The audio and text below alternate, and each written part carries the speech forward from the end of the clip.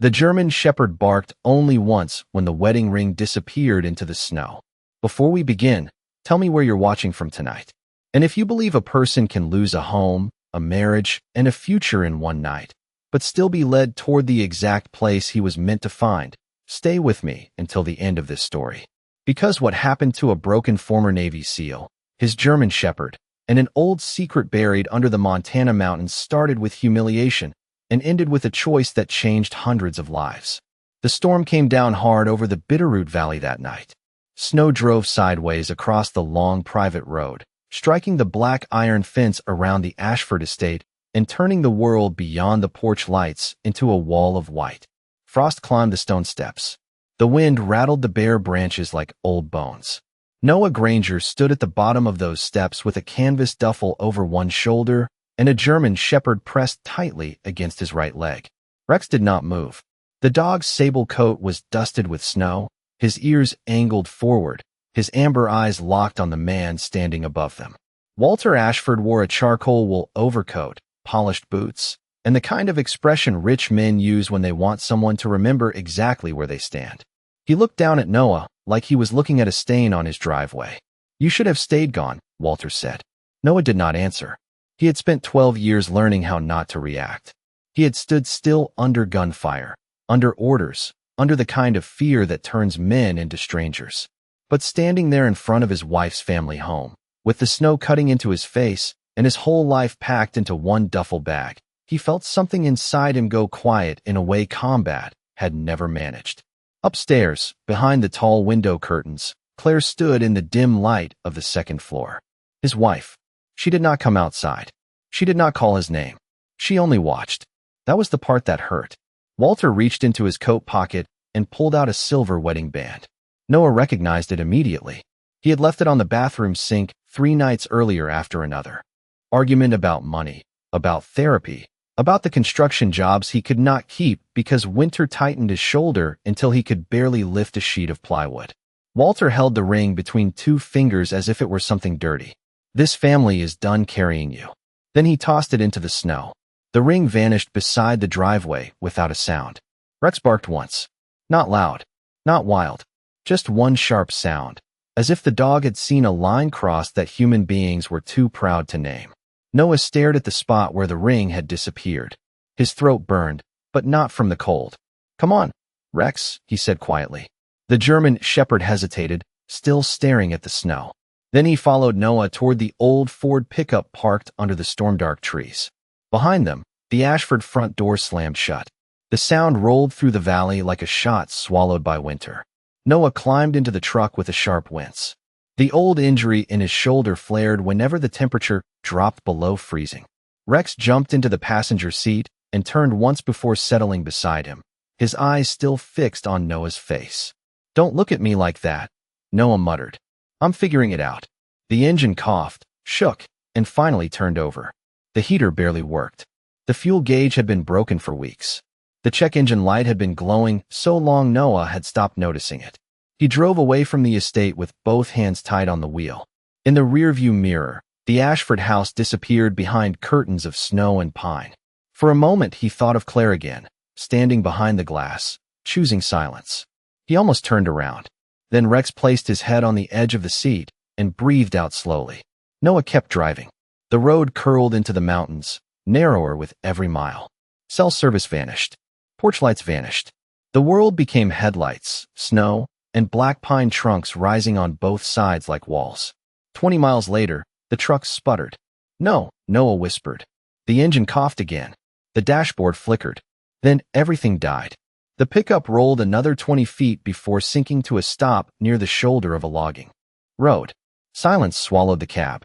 Outside, the blizzard pushed against the windshield in ghostly waves. Inside, Noah's breath fogged the air almost instantly. He checked the gauge out of habit. Empty. He laughed once, but it broke before it became a laugh. "Perfect." Rex lifted his head. Noah pulled out his phone. No signal. He held it higher toward the windshield, as if the storm might feel sorry for him. Nothing. The nearest town was at least 30 miles back. The nearest shelter was farther than that.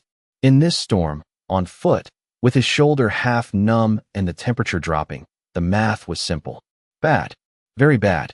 Rex moved closer and pressed his warm body against Noah's arm.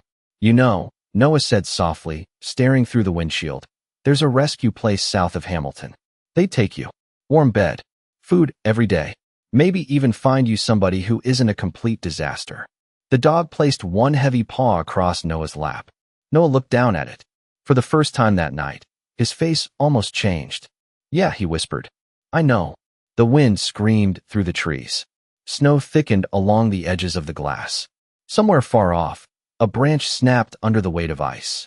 Then Rex froze. His head lifted. His ears angled toward the forest on the passenger side. Noah listened. At first there was only the storm.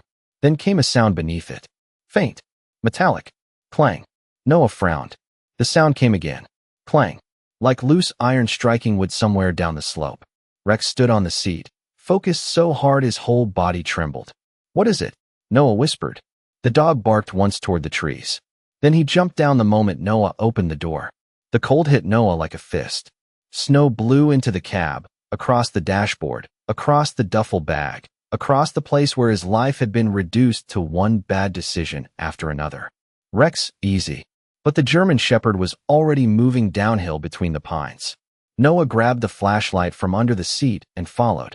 The snow was knee-deep in places. Every step dragged at him. The beam of the flashlight shook across black trunks, white branches, and the dog's moving shape ahead. His lungs burned. His shoulder throbbed. More than once he almost turned back. Then the clang came again. Closer now. Rex stopped near a massive snowdrift piled against the side of a hill. He did not bark this time. He began to dig. Snow flew behind him in frantic bursts. Noah pushed through the drift, breath tearing in his chest. The flashlight beam caught something dark under the snow. Wood. Curved wood. A door. Noah stared. Half buried beneath the mountain slope was a small cabin built into the earth. Its roof was covered in frozen grass and snow, almost invisible unless a person stood directly in front of it.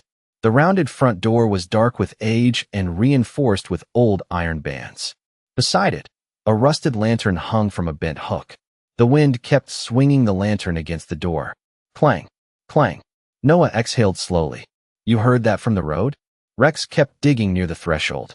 Noah brushed snow away from the handle and tried it. Locked. Of course it was. He turned back toward the road, but the truck was invisible now. Snow had erased their tracks almost as soon as they made them. The temperature was dropping fast. The cab would not stay warm. If they spent the night there, they might not see morning. Then Rex moved to a narrow window almost swallowed by ice and wind. Noah stepped closer. Through the frost, he saw a faint orange glow. Firelight. His heart kicked once. Hello, he shouted. Anybody in there? No answer. The glow flickered. Noah wiped the glass with his sleeve. A small wood stove burned inside, low but alive. A lantern sat on a table beside it. Someone had been here recently. Maybe someone still was. Hello, he called again. Only the storm answered. Noah backed up and drove his shoulder into the door. Pain flashed white through his arm.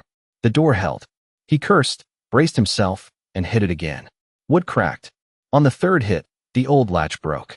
The door swung inward, and warm air breathed out into the storm. Rex went in first. Noah followed with the flashlight low in his hand. The cabin was small, but strangely well kept. Curved beams held the earth-covered roof. Shelves lined the walls, filled with old field manuals, folded maps, canned food, medical supplies, and dusty brass instruments. A black iron stove glowed near the far wall. Beside it sat a kettle and one enamel mug. No people, no footsteps, no movement, but there were signs of recent life. Dry firewood stacked neatly by the stove. A wool blanket over the back of a chair. A battery lantern. A pair of old boots beside the hearth, wet with fresh snow. Noah closed the broken door behind them and wedged a chair under the handle. Rex sniffed the room carefully, then stopped beside an old leather chair facing the stove. On the seat was a small digital recorder. Its red light blinked. Noah stared at it. The device clicked once. Then a man's voice filled the cabin. Old. Tired. Calm. If you are hearing this, then you found the shelter. Or the dog did. Noah did not move. Static hissed softly. My name is Silas Vane, retired Navy chief. If you are lost in the storm, use the stove, the food, and the radio battery on the shelf. Do not try the road tonight. People die that way. Noah looked toward Rex. The dog sat beside the chair, watching the recorder as if the voice meant something. The recording continued. If you came because of a German shepherd, listen carefully. Some dogs hear what we are too tired to hear. Some dogs lead us where pride would never let us go. Noah swallowed. The words felt too close. He stepped toward the shelf and found the radio battery exactly where the voice said it would be. Beside it sat a hand-crank emergency radio, 2 cans of soup, and a folded note sealed inside a plastic bag. On the note were 3 words written in black marker. For the one who needs it. Noah opened it. Inside was a hand-drawn map of the cabin, the stove, the emergency supplies, and something marked beneath the floor. A hatch. Rex stood. The recorder crackled again. If you are still listening, and if you have nowhere else to go, there is one more thing you should know. This cabin was not only built to keep men alive. It was built to keep the truth alive. Noah's skin tightened. Rex crossed to a shelf near the western wall and pawed at the floorboards. Noah moved after him, sweeping the flashlight across the wood. There it was. A narrow, iron ring hidden beneath dust and an old rug.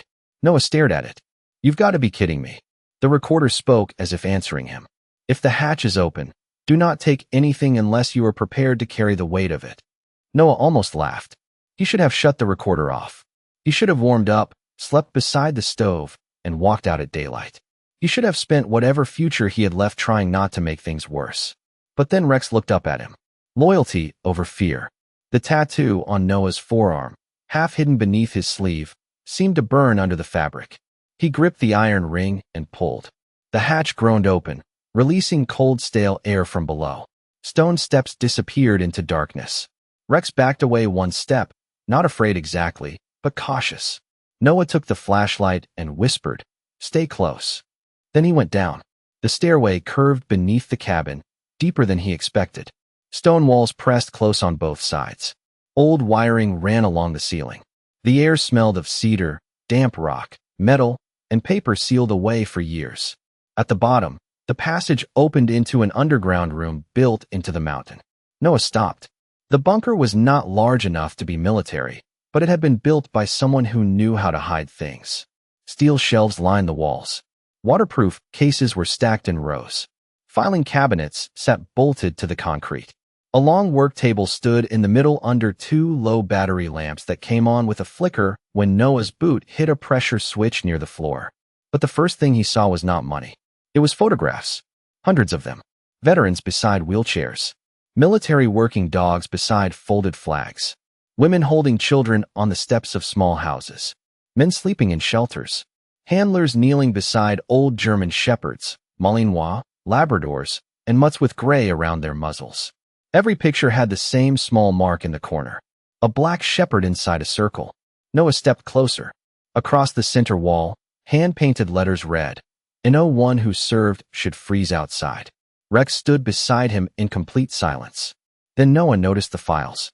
Names, dates, transfers, medical, bills, pension appeals, insurance denials, private contractors, relief funds. His heart began to beat harder. This was not a treasure room. It was an archive, a record of people who had been promised help and then forgotten. Noah opened the nearest drawer. Inside were folders labeled by state. Montana, Idaho, Texas, North Carolina, Virginia, Arizona, Alaska. He opened one at random. A Marine with a spinal injury whose benefits had been delayed for 3 years. A K-9 handler paying out of pocket for the dog that saved his life overseas. A widow whose pension had been recalculated after her husband died on a classified assignment. Noah shut the folder slowly. On the work table sat a laptop inside a hard case, an encrypted drive taped beneath it, and a brass key on a cord. Beside the key was another note. "Do not open Vault 7 unless you are ready to be seen." Noah reached for it. Rex growled. Not at the key. At the ceiling. Noah froze. A floorboard creaked upstairs. The cabin was no longer empty. He shut off the flashlight and listened. Another creak. Then a cough. An old man's cough. Noah moved to the stairs with Rex at his side. Every part of his old training came back in a rush. Slow breathing. Quiet steps. Angles. Shadows. He eased the hatch open 2 inches. Firelight spilled down. The cabin looked the same except for one thing. An old man lay collapsed near the stove, one hand still gripping the chair as though he had dragged himself there through the storm. His beard was white with frost. His face was pale. His coat was torn near the shoulder. Snow melted beneath him in a widening dark patch. Rex pushed past Noah before he could stop him. The old man opened his eyes. The moment he saw the German shepherd, tears gathered there. "Archer," he whispered. Noah stepped into the room. The old man blinked, forcing himself to focus. "No," he said weakly. "Not Archer." Rex sniffed his hand and sat beside him. The old man's fingers trembled as they touched the dog's fur. But close enough. Noah kept his distance. "Who are you?" The man drew a painful breath. "Silas Vane." Noah's eyes flicked to the recorder. "You made the message." Silas nodded faintly. "Years ago. You broke into your own cabin?" "Front lock was changed." Silas swallowed. "Not by me." Noah looked toward the door. The chair still held it shut. "Who changed it?" Silas's eyes moved to the hatch behind Noah. "You opened it." Noah said nothing. Fear crossed the old man's face, sharper than cold. "Then they'll come faster now." The stove cracked softly between them. Rex stayed beside Silas, calm but alert. Noah saw the faded tattoo on the old man's wrist when his sleeve slipped back. A trident. Old ink. Old service. "You were a SEAL," Noah said. Silas looked up. "So were you." Noah's jaw tightened. The old man managed a tired smile. "You still stand like you're waiting for a door to explode." Noah did not smile back. "What's in the bunker?" Silas closed his eyes. "Proof." "Proof of what?" "That money meant for veterans, widows, and working dog programs was diverted for years through private defense foundations. Not one scandal. A system." Noah glanced toward the hatch. Silas continued, voice thin but steady. "Some of us found out after Afghanistan. Relief accounts, medical trusts, pension adjustments tied to classified deployments. Men with contracts got rich. Men with wounds got paperwork." Noah felt something cold move through him. He had seen enough after leaving service to believe too much of it. Why hide it here? Because the first time we tried to report it, witnesses changed their stories. Then one crashed his truck. Another overdosed on pills he never took. Another disappeared before a deposition. "How many?" Noah asked. Silas looked toward the stove. 7. Rex whined softly. Noah's hand closed around the brass key in his pocket. Silas saw the motion. "You found Vault 7. I found the key." "Then listen carefully." Silas struggled to sit higher, but pain folded him forward. "The files in that vault are the only clean copies left. Names, transfers, signatures, account numbers. Enough to reopen every case they buried." "Who's they?" Before Silas could answer, Rex stood. His ears went forward. Noah heard it a second later. An engine, low and heavy, moving through snow beyond the trees. Silas closed his eyes. "Harding." Noah moved to the frosted window and wiped a hole with his sleeve. Headlights drifted between the pines downhill. Then another pair. 2 vehicles.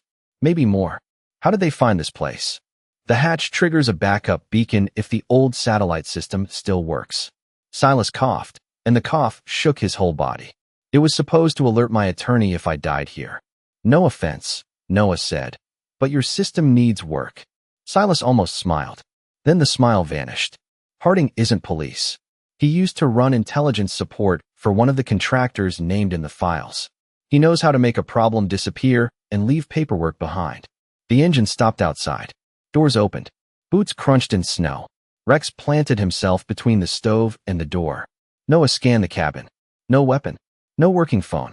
No radio signal strong enough to matter. One injured old man. One dog. One bunker full of evidence. 3 calm knocks came at the door. The sound was almost polite. That made it worse. "Chief Vane," a man called from outside. "Open the door." His voice was smooth, controlled, educated. Silas whispered, "Miles Harding." Noah lowered the lantern wick until the cabin darkened. Harding spoke again through the storm. "We know you're hurt. We know you're not alone. Let us help you before this becomes something no one can explain." Noah stayed silent. Harding sighed. "There's a veteran in there with you, isn't there?" "Noah Granger. Former Navy SEAL. Recently separated. Domestic dispute tonight at the Ashford residence." Noah's blood ran cold. Silas looked at him. "How does he know your name?" Noah's eyes narrowed. "Walter. Of course. The father-in-law with money, lawyers, friends, and a reason to make Noah look unstable before morning." Harding continued. "Mr. Granger, you walked into an old man's fantasy. You don't know what he stole. You don't know who he endangered. Noah looked at Silas. What did you steal? Silas swallowed. Not now. Now seems pretty good. Outside, another man spoke more quietly. Thermal shows 3 signatures. 2 human, 1 canine. Harding's voice sharpened. Chief Vane, last chance. Silas reached beneath the blanket and pulled out a small, folded map sealed in plastic. Behind the western shelf, he whispered. Emergency tunnel. Half a mile to the river. Noah stared at him. You were saving that information for the part where the door opens? I was hoping you wouldn't need it. A heavier knock shook the door. Rex barked once. Noah moved fast. He shoved the western shelf aside and found the narrow steel door hidden in the curved wall.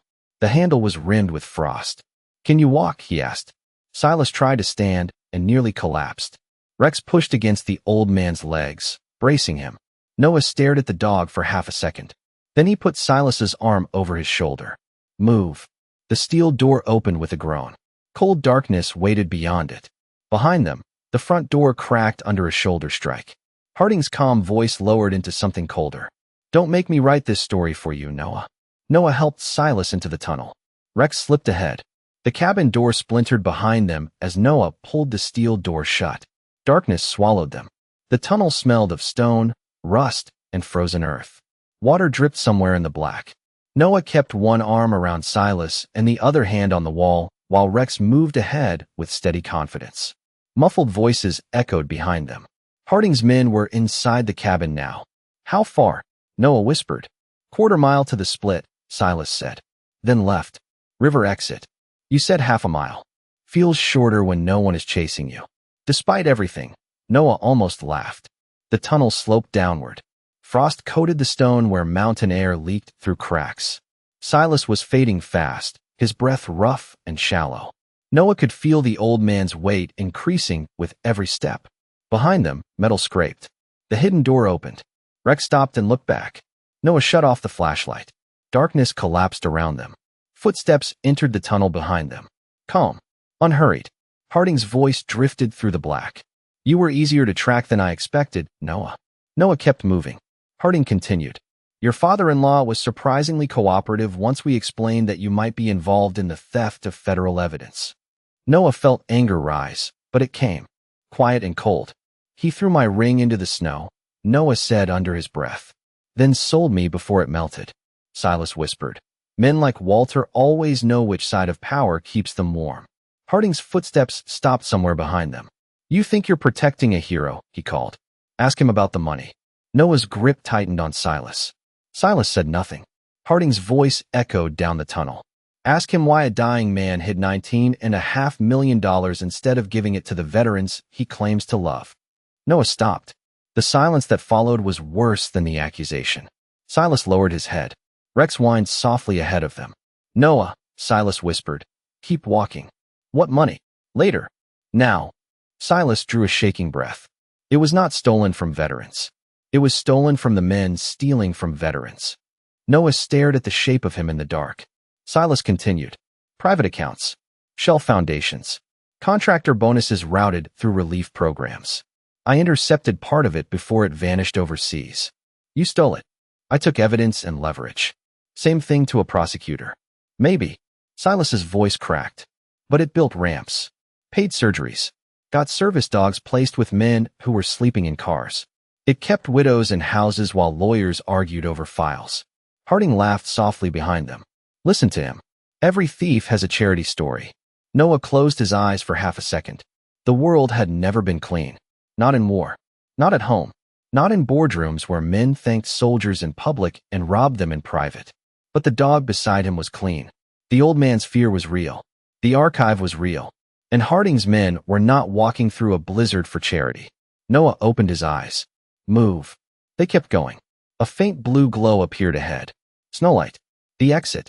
The tunnel mouth opened near a frozen riverbank beneath a shelf of rock. Wind exploded across Noah's face as they stumbled out into the storm. Rex ran ahead, then circled back to keep them moving. Behind them, Harding's voice followed from the tunnel. You cannot outrun a story, Noah. By sunrise, the state police will be looking for a violent ex-SEAL who kidnapped an old man and stole classified property. Noah helped Silas through the snow without answering. The river groaned beneath its ice. Pines bent under the storm. Rex barked toward the ridge. Noah followed his gaze and saw it, a weak amber light through trees uphill. A small cabin, maybe a ranger station, maybe a hunting shack. Who's there? Noah asked. Silas looked toward the light. Martha. Friend. Silas nodded. More than I deserved. The climb was brutal. Snow came to Noah's knees in places. Silas stumbled again and again. Twice Noah nearly dropped him. His shoulder screamed, and his hands were going numb inside his gloves. Rex stayed close to Silas, bracing the old man every time his legs buckled. You really don't quit, do you? Noah said to the dog. Rex glanced back once, then kept moving. They reached the cabin almost 20 minutes later. It was small, built from cedar logs, with a crooked chimney and a porch half buried in snow. Smoke drifted from the pipe. Light glowed through the frosted window. Noah knocked once. Slow footsteps approached from inside. The door opened, and an elderly woman in a thick sweater stood there holding a lantern. Her silver hair was tied back loosely. Her eyes were sharp, tired, and kind in a way that made Noah feel, for one dangerous second, like he might not have to keep standing. Then she saw Silas. Lord have mercy, she whispered. You stubborn old fool. Silas gave her a weak smile. Good to see you too, Martha. Get inside before you all freeze to death. Warmth wrapped around them the moment they entered. The cabin smelled of coffee, cedar smoke, wool blankets, and old paper. Martha helped Silas into a chair beside the stove while Rex circled once and dropped onto the rug, finally showing how exhausted he was. Noah stayed near the door. Martha noticed. You military? Former. Former never looks much different when the door is still open. Noah shut it. Martha poured coffee into a chipped mug and handed it to him. He took it with both hands. The warmth hurt his fingers. A small emergency radio crackled on the shelf near the stove. Static rose and fell beneath a storm warning. Then a calm male announcer broke through. Authorities are searching tonight for former Navy SEAL Noah Granger in connection with the disappearance of sensitive federal records from a private mountain property. Sources say Granger may be armed and emotionally unstable following a domestic disturbance earlier this evening. Noah went still. Martha reached over and turned the radio off. Silence filled the room. Rex lifted his head and looked at Noah. They built it fast, Noah said. Silas closed his eyes. Harding always does. Martha set a blanket over Silas's shoulders, then looked at Noah. You need the whole truth now. Noah stared at Silas. That would be refreshing. Silas let out a weak breath. Martha helped me run the Shepherd Fund. The black dog symbol. She nodded. Anonymous grants. Service dogs. Emergency housing. Medical bills. Legal help for families buried in appeals. Noah looked from one to the other. With the 19.5 million.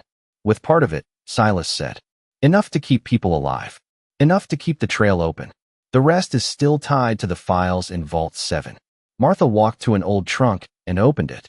Inside were photographs, letters, thank you cards, and newspaper clippings. She spread them on the table. A disabled Marine standing on a newly built wheelchair ramp. A widow holding keys to a small house. A former handler hugging a retired working dog with gray around its muzzle. A handwritten sign over a kennel gate. Welcome home. Noah picked up one photograph. A young boy sitting beside a German shepherd, his arm around the dog's neck, both of them smiling in front of a cabin.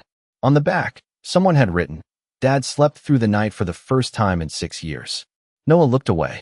The room blurred for a second. Martha's voice softened. Men like Harding call it stolen because they believe money belongs to whoever can hide it best. Silas believed it belonged to the people it was taken from. Noah turned to Silas. And Vault 7? Silas's face tightened. The clean chain. Original documents. No charity story. No gray area. It connects Harding's network to every diverted fund and every family they erased from the books. Then why not? Release it. I tried. Silas stared into the stove. 3 attorneys got threatened. 1 reporter died in a crash that never made sense. 2 witnesses vanished. After that, I stopped thinking exposure was enough. I started building something that could survive me. Outside, engines rumbled faintly through the storm. Martha moved to the window. Lights. Noah joined her. Far below the ridge, headlights crawled between the trees. Search vehicles. Closing in. Rex rose from the rug. Noah looked at the old woman. Any exit? Back trail to the river road, Martha said. But in this storm, Silas won't make it. Silas reached into his coat and pulled out a folded plastic sleeve. His hand shook as he held it out to Noah. What is this? Noah asked. Deed. Trust papers. Access instructions. Names of 2 attorneys who are not on Harding's payroll. Noah stared at him. No, yes. I'm wanted on the radio for stealing federal records. Which makes you visible, Silas said.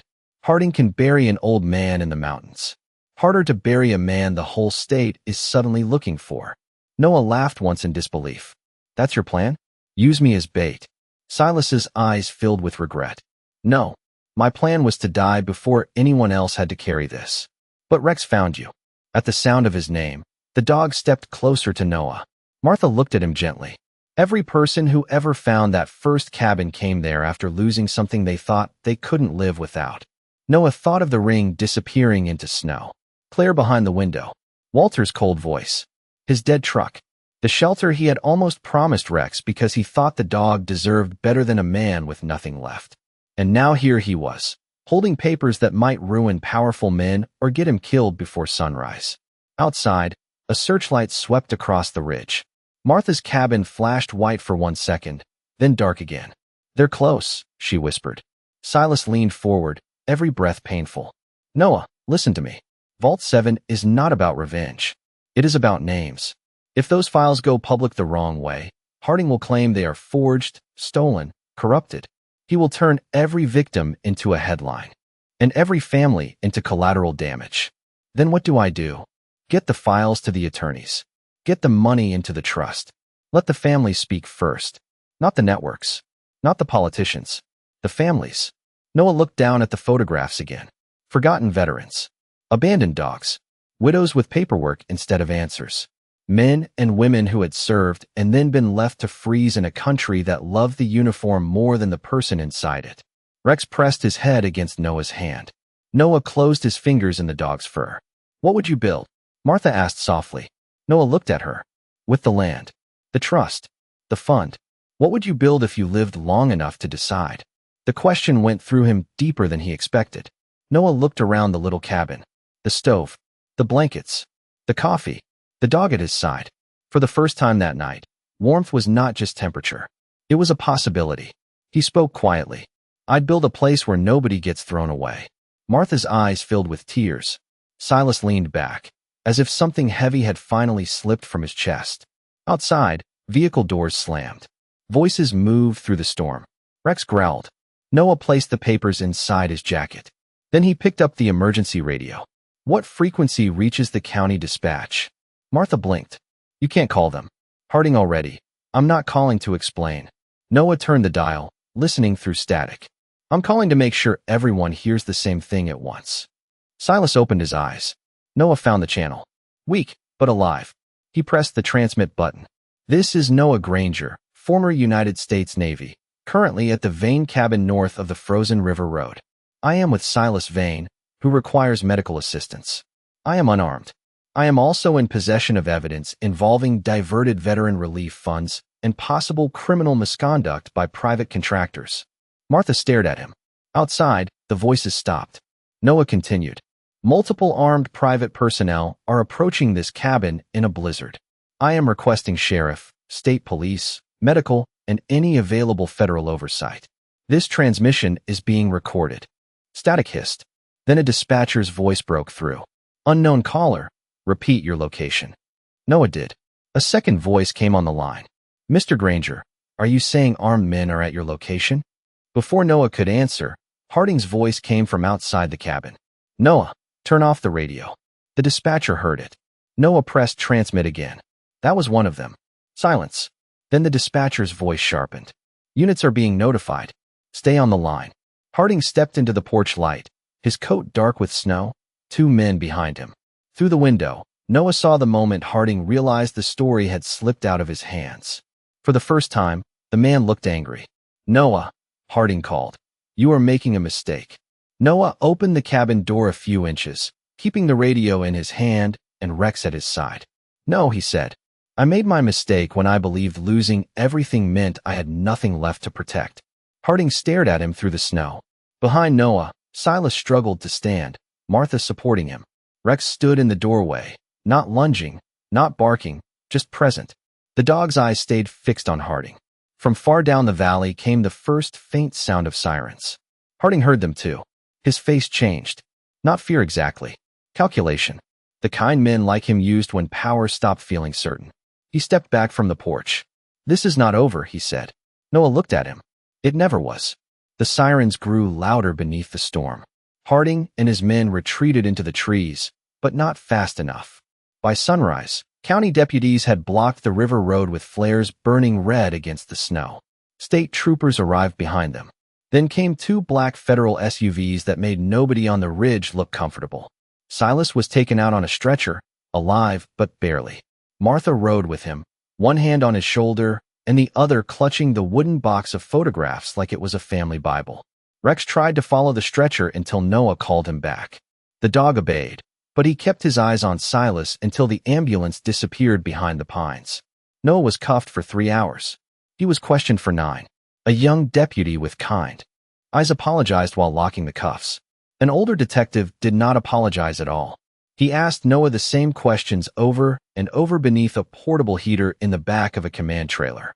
Why were you at the Ashford estate? Why did your father-in-law say you were unstable? Why did you break into private property? Why did you have sealed documents in your jacket?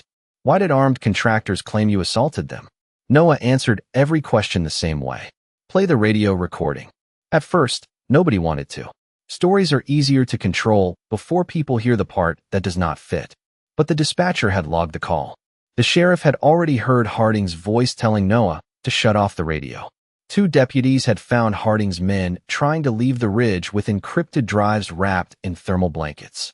One of those men still had a suppressor in his coat pocket and no badge that explained it. By late afternoon, the tone in the command trailer changed. Nobody apologized directly, but the questions got softer. Someone brought Noah hot coffee. Someone else asked Rex if he wanted water, as if the dog had not just helped drag the truth out of a mountain. When federal investigators finally opened the bunker, Noah insisted on being there. Not because he trusted them, because he did not. They returned to the earth-covered cabin under a gray sky, with snow still falling in thin, tired lines. The front door hung crooked from its broken frame. Harding's boot prints marked the floorboards. The stove had gone cold. Rex walked straight to the hatch and sat. A federal agent named Moreno looked at the dog, then at Noah. "He do that often?" "When people are about to miss the important part," Noah said. Moreno did not smile, but her eyes changed. She had the look of someone who had spent years in rooms where powerful men lied politely. The bunker lights flickered on below. Investigators moved through the archive in silence at first. Then the silence started breaking. A whistle from one corner. A low curse from another. A legal specialist calling for more evidence bags. Vault 7 sat behind a steel panel disguised as a drainage wall. The brass key opened the first lock. Silas's access code, written in the sealed instructions, opened the second. The third required a biometric scanner so old that one technician nearly gave up before finding the backup override inside the work table. When the vault finally opened, nobody spoke. Inside were not stacks of cash or gold bars. There were drives, ledgers, notarized copies, sworn statements, and a wall of index cards connected by red string and dates. Each card held a name. Not just executives, not just contractors, widows, handlers, disabled soldiers, children whose benefits had been denied after a parent died on a mission that officially did not exist. On the inside of the vault door, Silas had written one sentence in black marker. "Start with the families." Agent Moreno read it twice. Then she looked at Noah. Who else knows about this? Noah thought of Silas barely breathing in the ambulance. Martha holding the photos. Rex standing in the snow beside a man who had almost surrendered him to a shelter. Enough people now, he said. That was when the story truly stopped belonging to Harding. But the radio transmission had been recorded. The dispatcher had heard Harding's voice. The sheriff had seen the armed men. And Vault 7 was no longer a rumor under the snow. Within weeks, the first stories broke. Not all at once. Not cleanly. Truth rarely arrives clean. There were hearings, lawsuits, denials, resignations. Families who had waited years were finally called by attorneys who knew their names. Pension cases reopened. Medical claims moved. Contractor executives who once smiled beside flags on television learned what it felt like when cameras waited outside their own gates. Walter Ashford denied making the call. Then phone records proved he had. Claire sent Noah one letter. He never opened it. He did, however, return to the Ashford driveway once after the snow melted. Not for her. Not for Walter. For the ring. Rex found it under a row of thawing gravel near the fence, nose pressed to the mud, tail moving slowly like he had known all along where it waited. Noah picked it up and held it in his palm. For a long time, he felt nothing. Then he slipped it into his pocket, drove to the river, and dropped it into the current. Not because the marriage had meant nothing. Because it had meant enough to let it end honestly. Silas lived long enough to see the Shepherd Fund become legal. He lived long enough to sign every paper.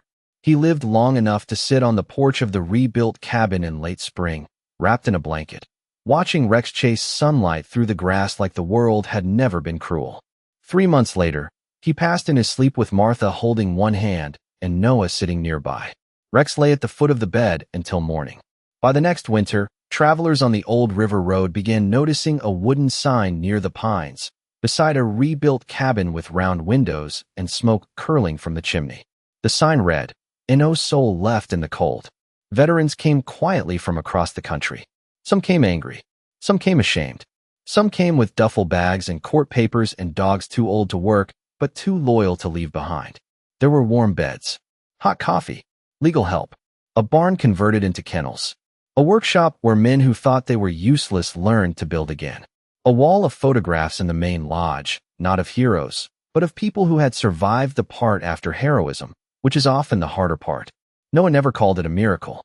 People did, of course. They called Rex a miracle dog. They called the cabin a miracle. They called the night in the blizzard the kind of story that sounded too perfect to be true. But no one knew better. Miracles do not always arrive shining. Sometimes they arrive half frozen, out of gas, and ashamed to ask for help. Sometimes they sound like a ring vanishing into snow. Sometimes they look like an old dog refusing to leave your side when you have already given up on yourself. And sometimes grace is not loud at all. Sometimes it is just 4 faithful paws leading you through the storm toward a door you never would have found alone.